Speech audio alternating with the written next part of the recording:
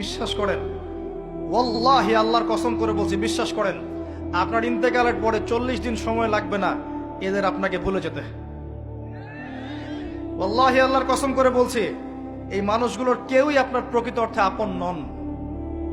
আপনার অবস্থানকে তারা ভালোবাসে, আপনাকে তারা ভালোবাসে না। আপনাকে শুধু আপনার রব আল্লাহ ভালোবাসেন।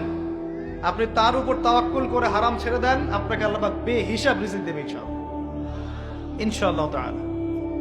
মানুষ মানুষের অবস্থানকে মূল্যায়ন করে, আপনার পরে তার আপনাকে মনে রাখবে না। আপনি আমি যদি আজকে পৃথিবীতে নাও থাকতাম, আজকে যদি আমরা পৃথিবীতে নাও থাকতাম, পৃথিবীর ঘূর্ণন কমে যেত না। পৃথিবী ঘুরতই, রাত হতো, দিন আসতোই, আমাদের স্ত্রী সন্তানরা বেঁচে থাকতো, মা বোনরা বেঁচে থাকতো, সবাই যার যার জায়গায় ঠিকই থাকতো, আমরাই থাকতাম। এটাই বাস্তবতা, এটাই দুনিয়ার নির্মম বাস্তবতা। তাহলে এই দুনিয়ার সংক্ষিপ্ত জীবনে কাদের কথা চিন্তা করে আপনি আল্লাহর অবাধ্যতা করছেন? কাদের কথা চিন্তা করেন? স্ত্রী সন্তান পরিবার পরিজন ছেড়ে দেন, আল্লাহর ওয়াস্তে হারাম ছেড়ে দেন, হালালে চলে আসেন। আমরা ইসলাম নিয়ে অনেক বড় বড় কথা বলি, কিন্তু সবচেয়ে বড় কথাটা হচ্ছে এই আয়াতটা, যেটা আমি তেলাওয়াত করতে যাচ্ছি।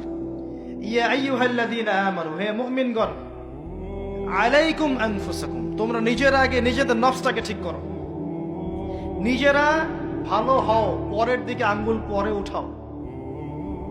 নিজেরা ঠিক হও, নিজে আগে জ্ঞান অর্জন করি, নিজে আগে আমল করি, নিজে আগে হালাল খাই, নিজে পরিবার ঠিক করি, নিজে আমি দিন ইসলামের জন্য ক্ষুদ্র পরিসরে কিছু করার চেষ্টা করি, অন্যের ভুলের দিকে আঙ্গুল পরে উঠাই।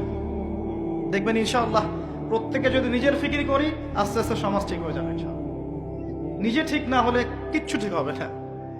আর নিজে ঠিক না হয়ে মানুষকে ঠিক করতে যাওয়া ঠিক নয়। একটা বাতি যখন জ্বলবে, একটা বাতি থেকে আরো অনেক বাতি জ্বলবে ইনশাআল্লাহ।